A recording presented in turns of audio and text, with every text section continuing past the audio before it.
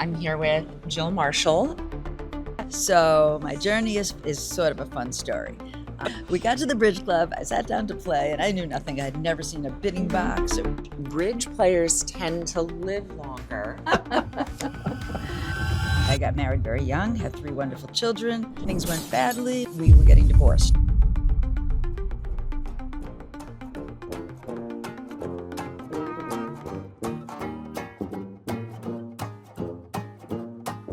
We are in Philadelphia North American Bridge Championships, summertime, and I'm here with Jill Marshall from Westchester. Let's tell everyone a little bit about your bridge story. And you said you had an interesting bridge story. So how long have you been playing now? Roughly 15 years. Okay, so I kind of met you when you Near first the started. beginning, yes. Wow. I was a baby. Yeah. So my journey is sort of a fun story. I got married very young, had 3 wonderful children. Things went badly. We were getting divorced. My dearest friend played bridge. I had never really played bridge. And we would hike in the woods together every single day. And in the woods, I would bitch and complain about my life. After a while, she said, I can't stand it anymore. Let's talk about bridge. I'm going to teach you how to play the game while we walk. So she did. We went to a bridge club. How long has she been playing? She's 85. Yesterday was her birthday. Oh my God. Okay, so And she's still playing. She's still playing. And this is a little caveat about bridge. Bridge players tend to live longer than a lot of people. And one of the things that I'm trying to chronicle about the game and why I personally think bridge players live longer is their social connection. You're keeping your brain active. You have things that you're doing and looking Absolutely. forward to. And if you're coming to tournaments, you're walking a lot. For sure. Because after we get done with this interview, I've just found out I'm playing in a whole other Yes, building. absolutely. And if you really want to There's walk around, thousands of people here. go to Las Vegas. You will walk a lot at that tournament. And it's funny Yeah. because she had played for years. And so she took me to a bridge club. I didn't know the acbl existed. I didn't know there were bridge clubs. I didn't know the acbl existed for the first few years that I was playing bridge either. Yeah, it's Yeah. fascinating that no one Yeah. knows. We need to advertise better. But so I got to the Digital bridge marketing. club. Yeah, right, digital marketing. We got to the bridge club. I sat down to play, and I knew nothing. I had never seen a bidding box or whatever. I knew what she taught me on my walks. I knew stamen and transfers and Blackwood. And I played against a big shot pro at that club, Poughkeepsie, New York, across the street from Vassar College. And I took a sack over one no. I had just learned, that I could interfere, so I bid something. Went for 1700. And of course, Jill interfered. Yes. She is not a No wallflower. surprise. So I went for 1700, and he started to berate me. He didn't know that it was my first time playing. Went to the bathroom crying.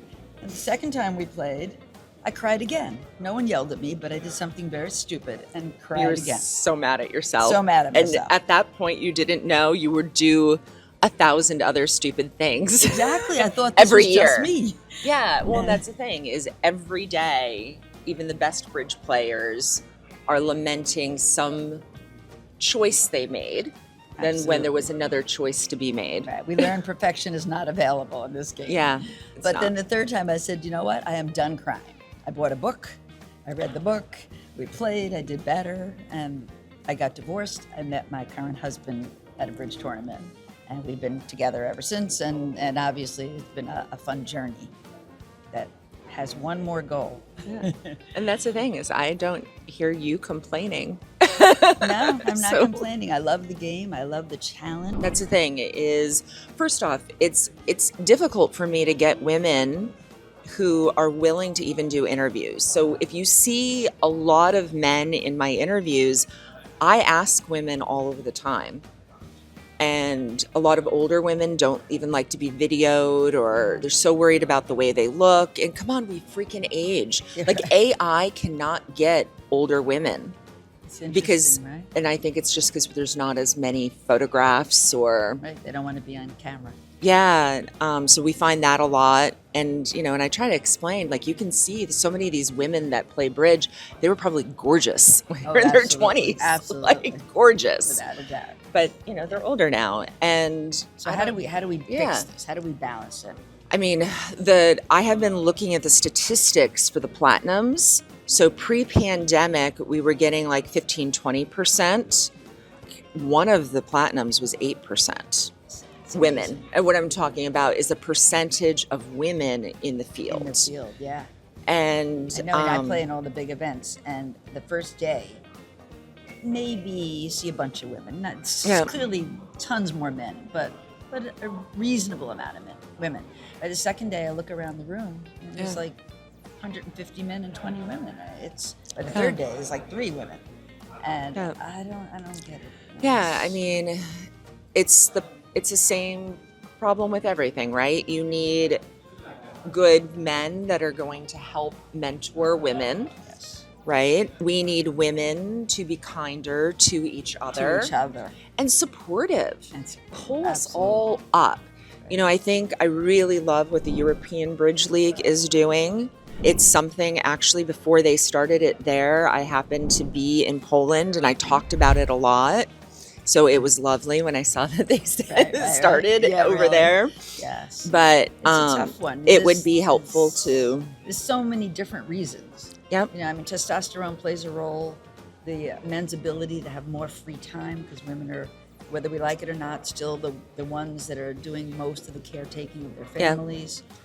It's just reality, we can say it's fair. And even though I personally have an older husband, my husband, I would never be able to do everything that I do because he is so supportive of me and helps. Like, I did a lot more when my kids were younger, and then by the time my kids were in middle school and high school, I was traveling a lot for work, and my husband just helping. He did, and he was amazing at it. And at this point, he won't even let me do the laundry.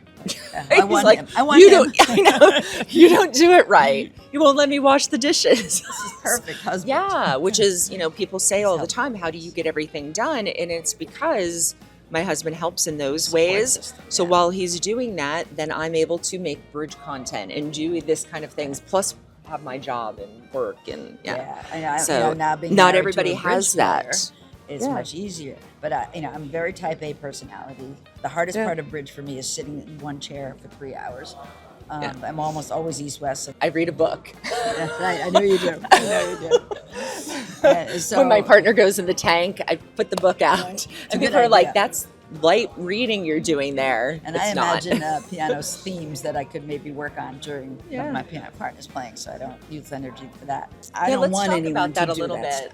Yeah, so one of the things I would say, we were discussing this earlier when we weren't on camera over breakfast, is let's talk about when we're playing. She was saying that she's thinking of doing her music while her partner's playing. So if you're a newer bridge player, and this is a very famous quote by like Bob Hammond, is you leave those 13 cards, you go on to the next board. When your partner is declaring, I will read a book, unless I'm mentoring somebody and I need to follow their cards so we can discuss it afterwards, I am not going to evaluate how my partner played the hand. You know, afterwards we can look and say, oh, this 3-note trump did make half the field, made it. I don't even ask them why they go down unless they ask my opinion, because that's their problem on their declare play. I'm playing with peers most of the time. It's not my place. Right? I agree. And you don't want to waste the energy. So many people waste energy being right. So we have a code. Criticizing. So I play with many different people. That's not when I'm not teaching. And they're all peers. Yeah. And we have a code word. When one of us starts to say something about the hand, our word is next. And it works so well. We just immediately stop when somebody's doing it to me. I just next, and it's over. And don't you think 5 years ago, when you would probably talk about I would have been hands, the one screaming at the table. Why'd you do that? What happened? What happened? Blah, blah, but blah. now, I don't say a word. Yeah, I mean, like, God, you have such a calming energy at the table, and it takes time to get there. It takes time, but the faster you can get there, and doing all of these interviews with the top players, they all said their bridge got so much better when they became a better partner. Exactly. Exactly. Because when you Without put a your doubt. partner at ease, you're not criticizing them. It's a whole better. We all know it. Yeah, Now it's we so all much know better. it's so much better. So much better. I know. So how do you think we can encourage more women to play at a higher level? Because you're So only going to get it's- better if you're putting yourself in those biggest events. Exactly. You got to play up. It's I don't know the combination, the secret to it. I find that the younger bridge players, the younger girls, Yeah, the younger girls seem to be much more aggressive. I think they're growing up in a different atmosphere than we grew up in, where it's more okay to be much more out there and aggressive. And hopefully that we're generation- aggressive, but then we're We are, but criticized. we're- But right. we're also criticized for it right. in We our get- generation. Yeah, exactly. It's Exactly. crazy. But I think that a lot of Oh, these well. girls that I see playing, younger ones, they don't seem afraid of anything.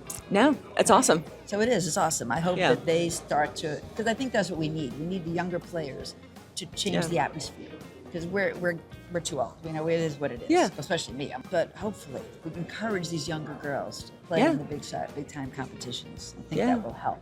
And let men do more at home, so women have more time. Okay. So a couple quick things. If we were to do your bridge movie, who should play you?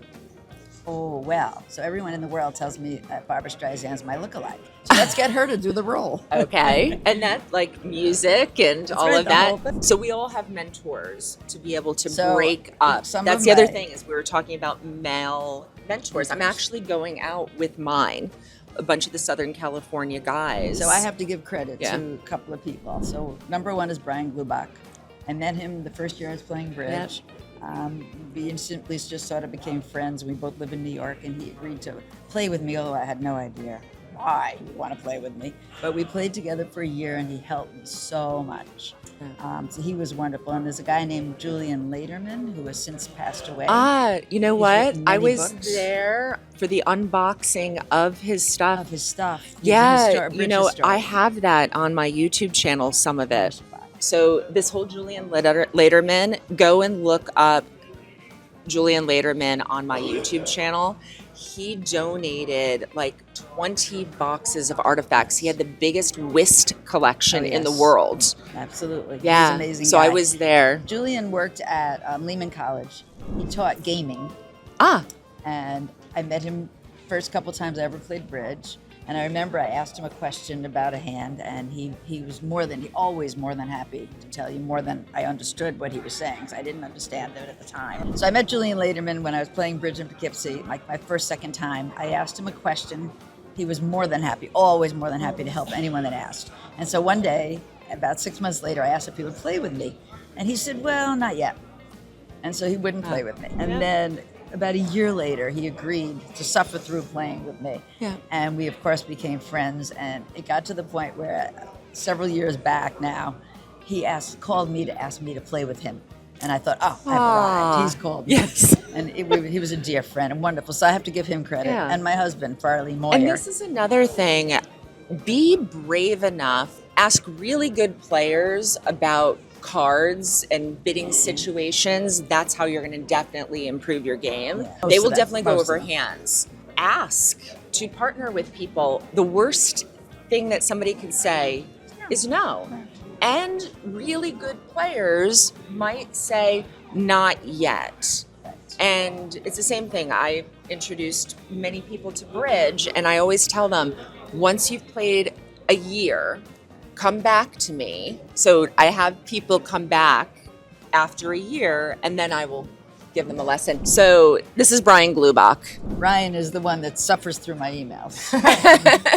I think you suffer through a lot of people's I emails think so. because you've mentored a lot of people that I've played bridge with. Is that right? Yeah.